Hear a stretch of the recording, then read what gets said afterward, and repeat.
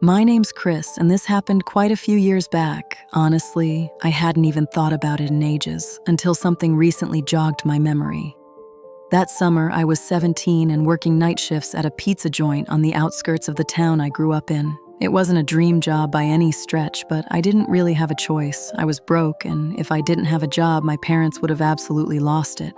So I kept my head down. It was one of those jobs you take when nothing else is hiring. Slow nights, uncomfortable uniforms, and a delivery car that sounded like it might fall apart going uphill. Still, I was glad it wasn't my own car getting beat up every night. That was something. This doesn't really matter much, but for the record, the pizza was terrible. Truly awful. I never understood why anyone ordered from us. Still don't, to be honest. Maybe it was the modern setup or the place's decent lighting, but if we didn't have the tech and a semi-decent vibe inside, I swear we wouldn't have gotten a single order. That shop is probably what I miss the least about that town. And that's saying something. The only upside to working there was how quiet it usually was. Whether it was because our pizza tasted like cardboard, or because we were so far from downtown, or both, most nights dragged by with barely any orders. I won't waste your time with the usual routine. You can probably imagine it, typical pizza shop stuff. One particular night, I was restocking the drinks in the fridge when our order tablet lit up. A large sausage and olive pizza. I remember that one clearly because nobody ever asked for olives. The delivery address was way out, past the limits of where we usually delivered, and I was about to decline it out of habit. But before I could, Russell, our manager, a guy in his 30s who mostly spent his time in the back, glued to Reddit, glanced over and told me to take it. He pointed out we hadn't had a single delivery in over an hour. I didn't put up a fight. When the pizza was ready, I pulled up the directions on my phone, grabbed the box, and headed out. I figured it'd kill 30, maybe 40 minutes. But just as I was stepping out the door and walking toward the car, something made me pause. I took a closer look at the delivery notes. Russell had printed them out and stapled them to the box. I hadn't noticed them earlier, but now they caught my attention. The delivery instructions said, exact words, park on the street behind the house, walk through the backyard, knock on the back door only.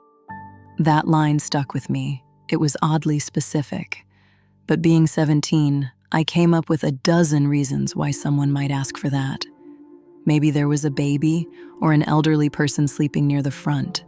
Maybe their front entrance was under construction, or maybe they just didn't want someone in the house, like a parent or partner, to know they were ordering pizza. Honestly, it could have been anything, and at that point, I was mostly focused on how slow the night had been. The thought of going back inside to fold more boxes sounded way worse than making one weird delivery, so I decided not to overthink it and just go. Still, the moment I stepped outside, something felt off. It was one of those thick summer nights where the air clings to your skin, hot, heavy, unmoving, the kind of weather that feels like walking through molasses. There's this particular stale, sour smell that comes with it too, kind of like old plastic left in the sun mixed with warm, dusty earth. I've always hated that smell, and that night, it was everywhere. I tried rolling the windows down for airflow, but gave up pretty quick and turned on the AC instead. The address wasn't anywhere near downtown. In fact, it was in the complete opposite direction. And considering our store was already on the edge of town, that meant I was headed even farther out. According to GPS, the drive should have taken about 25 minutes, but it felt longer. The farther I drove, the more spaced out everything became. I don't want to exaggerate. It's not like I was out in the middle of the wilderness, but the homes definitely thinned out the deeper I went. When I eventually reached the address, I realized GPS had led me around the back of the property. It had taken me down this narrow side road that ran alongside a string of backyards. There weren't any streetlights out there, and none of the houses had their back porch lights on either. Everything was swallowed in darkness. I slowed down to double-check the house number because the place looked completely deserted. No lights inside, no cars in the driveway, just an unkempt backyard with tall, patchy grass and an old wooden fence that barely stayed shut. Still, I stuck to the delivery instructions. I pulled over on the gravel shoulder, grabbed the pizza box, and started walking up the slight slope toward the back entrance. I had the pizza in one hand and my flashlight in the other, aiming it down so I could watch my step. I didn't want to trip over anything hidden in the grass. When I reached the top of the incline, I finally saw the door. It was one of those older white doors with a little glass panel near the top, mostly covered by a flimsy curtain. I gave it a knock and waited. Nothing, no movement, no voice, just silence. I knocked again, knowing Russell would be furious if I went back without making the delivery. Still nothing. Just as I raised my hand for a third knock, I noticed something real subtle. The curtain twitched, barely moved. It looked like someone had brushed it with their finger. It happened so fast I almost missed it, but I'd been staring straight at the glass. Someone was definitely standing on the other side of that door. I waited a few more seconds, figuring they'd open up any moment now. But before that could happen, I caught movement behind me. 2 unmarked cars pulling up quietly along the side road where I had parked.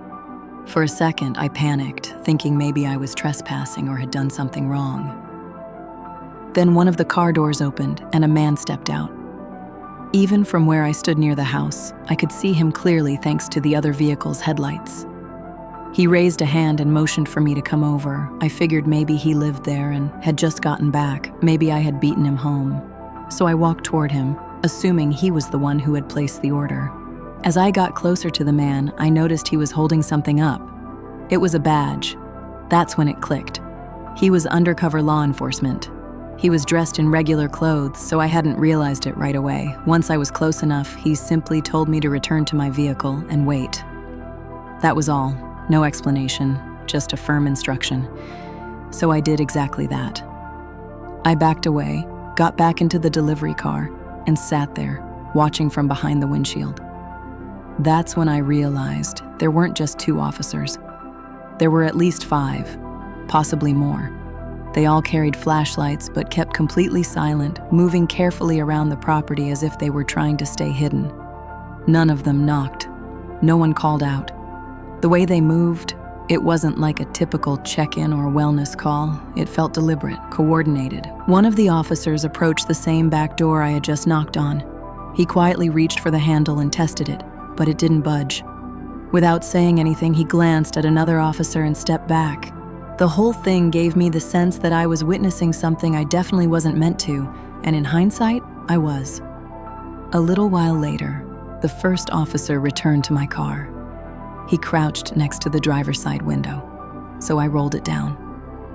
He glanced over at the pizza box still sitting on the passenger seat and let out a small sigh. He didn't go into much detail, but he didn't come off as rude, just like someone trying to avoid saying more than he should. He explained that there was an ongoing investigation involving that address, and that he and the rest of the team were conducting surveillance on the property. He apologized for not stepping in sooner, adding that I had unknowingly shown up right as they were shifting their positions around the house. When I asked if he wanted to look at the order ticket, he gave me a quick nod. I pulled up the order info on the delivery app, but I could already tell it wouldn't be much use. There was a phone number linked to the order, along with the address and the name Jerry, but none of it seemed particularly helpful. The officer looked it over, jotted down the number, and then told me firmly to head out right away. I tried to explain how my manager was going to blow up on me for coming back with the food undelivered, but he just gave me a shrug. Didn't say anything else, just repeated that I needed to leave, then turned and walked off without looking back. I was frustrated, but there wasn't much I could do, so I drove away, still clutching the same untouched pizza I'd left with. It wasn't until I was nearly back that the situation started to hit me. The whole drive, I couldn't stop replaying everything, and by the time I stepped out of the car at the shop, it fully clicked. If the police hadn't shown up when they did, there's no telling how badly that could have gone. I don't know what would have happened, but the more I thought about it, the clearer it became that the only reason the door never opened was probably because of the officers already on the scene. Still, that left me wondering, why would someone go through with ordering a pizza in the middle of a police stakeout? Maybe whoever was inside had no idea they were being watched, or maybe they did know, and I was being used somehow, as a distraction or even to test whether the cops were watching the back entrance. Maybe they moved that curtain on purpose just to see what would happen. It's all just guesses, of course. I'll never know for sure what was really going on in that house. And truthfully, I'd pretty much buried the whole thing in the back of my mind. I probably wouldn't have remembered it at all if an old high school friend hadn't brought it up during a conversation the other week. At first, I didn't even recognize the story as my own. I'll probably end up forgetting about all of this again, and honestly, that might be for the best. But before that happens, I thought I'd at least write it down here. This next story happened just last year. I'm 40 now, married with 2 boys, ages 7 and 5. I work in insurance, which is about as dull as it sounds, but it pays the bills and we've got stability, and that's what matters to me these days. A few years back, my dad passed away after battling cancer for quite a while. One of the things he left behind was a small beach house in Delaware. I'd actually never visited it before he passed, since he'd always had it rented out year-round. It's not fancy or large, but it's in a fantastic spot, just a block from the boardwalk.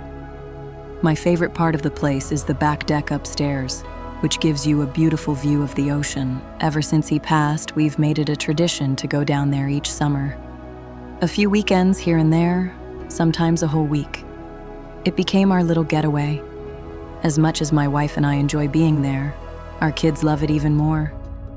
They'll spend entire days on the beach, riding their bikes, exploring the boardwalk and the town. In a way, the house feels like a parting gift from my dad, something he left us to make new memories in. This story happened during one of those weeks. Last summer, we went down in mid-July, Sunday through Friday, to avoid the busiest days. By midweek, the beach quiets down a bit, which we've come to appreciate, and I remember the night clearly. It was a Wednesday. The kids had passed out by 9:30 after a full day of swimming and running around, and my wife and I were sitting out on the back deck, playing cards and having some wine. That's when our older son, Jordan, stepped outside. He looked a little unsettled. He told us he kept hearing a scratching noise in his room and that it was keeping him from falling asleep. My wife and I exchanged a glance. Then I set down my glass and got up. I told her to stay put and that I'd go check it out. I figured it was probably just the usual creaks and groans of an old house. The boys sleep in separate rooms, so I didn't want to wake the younger one unless I had to.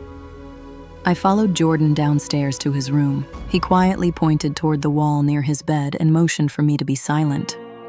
We stood there together for a bit, and at first, I didn't hear anything. But I didn't want Jordan to think I didn't take him seriously, so I stayed still, listening closely. After maybe 20 seconds, I finally caught it. A faint but distinct scratching sound, just like he'd said. It was subtle, but definitely there. I crouched down and put my ear against the wall. The noise wasn't coming from above, like something in the attic. It felt much lower, somewhere inside the wall itself, near the baseboards. That's when I heard it. Breathing, not animal breathing either. This was different. Slow, steady, unmistakably human. I jerked back and instinctively muttered, "Jesus," louder than I meant to. And then, this part I'll never forget, I heard a scream. Not just any scream either. It was raw, furious, and it came from inside the wall. It hit me like a wave, that instant gut-level fear. My heart jumped into my throat. I grabbed Jordan's arm and pulled him out of the room as fast as I could. We sprinted down the hall to Scott's room. He was still asleep, completely unaware. I didn't waste time waking him. I just scooped him up and held him tight. All I could think about was getting back up to the deck where my wife was. That was the only place that felt safe in that moment. As I reached the bottom of the stairs, I yelled her name. Just then, I heard another scream from behind, this one even closer. I turned and there he was, a man, filthy, wild-eyed, charging straight at us down the hallway. I nearly lost my footing trying to climb the stairs while carrying both boys, but somehow we made it to the top. I slid the glass door shut just in time, and no more than 2 seconds later, he slammed into it with everything he had. I honestly thought the glass was going to give way. He was slamming into it with everything he had, clawing at the door like some kind of wild animal. He screamed nonstop, shouting things I won't even try to repeat, things that still make my skin crawl just thinking about them. I threw my weight against the door to hold it closed and shouted for my wife to grab the kids and call the police. She pulled them away immediately, covering their ears and shielding them from the scene as best she could. I stayed locked on the man, trying to keep my body between him and the rest of my family. He was completely out of control, eyes wild, face twisted with rage. At one point, he smeared something across the glass, dirt, blood, maybe both, I couldn't even tell, but he kept pounding, trying to rip the door open with pure brute force. I don't know how long I held that door shut. A minute? 5? It felt like an eternity. He didn't slow down at all, and it took every bit of strength I had to keep it sealed. The only thing going through my mind was keeping my family safe. I was ready to fight him right there if that glass broke. Then, just before things could get any worse, the police arrived. They must have come up from the side of the house because all of a sudden I saw 2 officers inside, running toward the man. One of them tackled him from behind, and the other moved in to help hold him down. Finally, the chaos stopped. Everything after that is kind of a blur. They got him out of the house and into a squad car, and once things settled a little, they asked me to walk them through what had happened. I gave them the full story, start to finish. The 3 of us then went through the house together, trying to figure out how this guy had even gotten inside the walls and how he had managed to get out so quickly. That's when they discovered something I'd had no idea about. The house had a crawl space. There was a small entrance hidden underneath the back porch, completely out of sight unless you knew to look for it. From there, the crawl space extended along the side of the house's foundation, tall enough in places for someone to stand. It connected to a second opening, this one behind a loose panel inside Jordan's bedroom closet. I had no clue it even existed. I'd never done a full walkthrough of the place after inheriting it. Honestly, I didn't even bother fixing the place up. I just left it as it was. A few days later, a detective followed up with a call and gave me more details. He said the man had confessed to living in that crawl space for months. He found the entrance during the off-season and had essentially made it his home, according to what the guy told them. He considered the place his new home. And he admitted he had planned to harm us that night for invading it.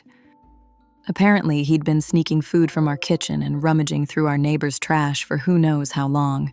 Somehow, we'd never noticed. We didn't go back for the rest of the summer, not because we thought something else might happen, but because the whole thing left us deeply shaken. I didn't want to put my wife or kids through that again, at least not right away. They didn't push back, they felt the same, and I eventually hired a crew to completely seal off the crawl space. Once that was done, I finally started to feel like I could breathe again. We've been spending time at the house again this summer, and I'm relieved to say things have been normal, or as normal as they can be after something like that.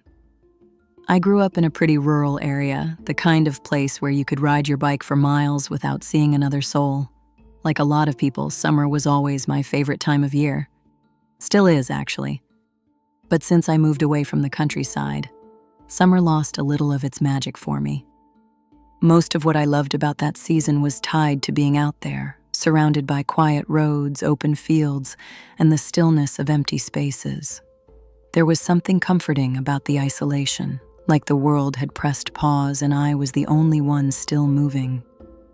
It's hard to put into words, but those nights felt like I had a tiny piece of the planet all to myself.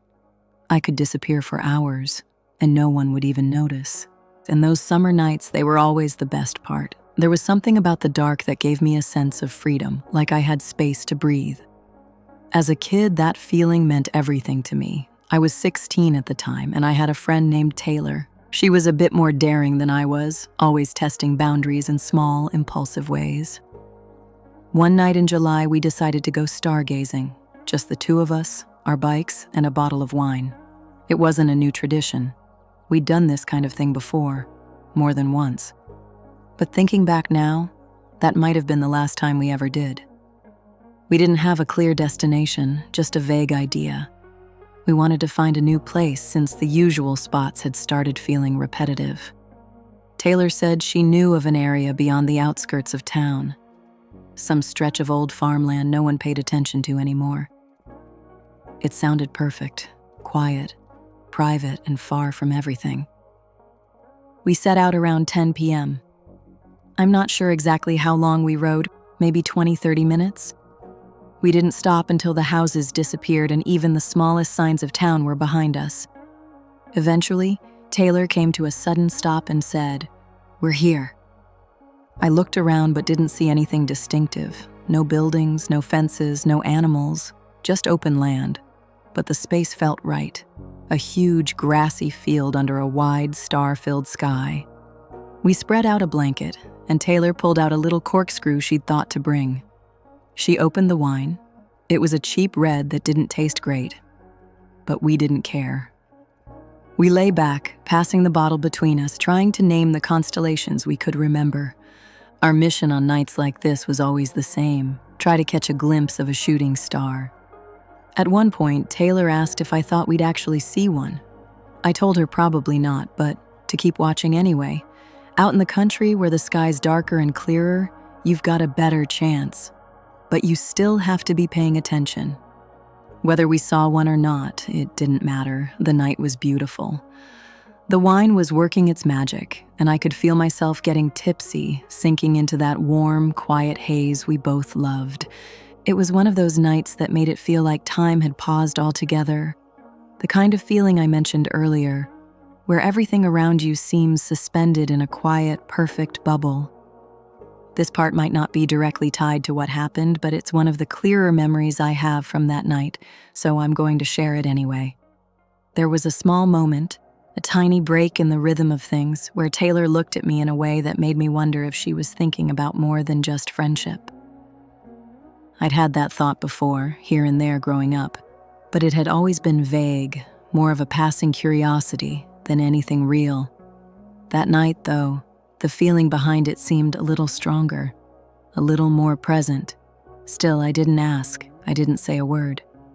That kind of thing wasn't openly talked about where we were from, and besides, maybe I was just a little drunk and misreading the vibe. Either way, it passed. We laughed at some silly thing she said, and right then, a shooting star blazed across the sky. If you've ever seen one, you'll know the feeling. Your body just reacts. You laugh, you yell, you say something out loud without even thinking. We both giggled, and Taylor told me to make a wish. I don't remember what I wished for, probably something ridiculous, but it made us smile. We leaned back and kept talking for a while longer, still buzzing from the excitement of catching that one perfect moment. I remember closing my eyes, not to sleep, just to soak in the breeze on my face, to settle deeper into the quiet and stillness of it all.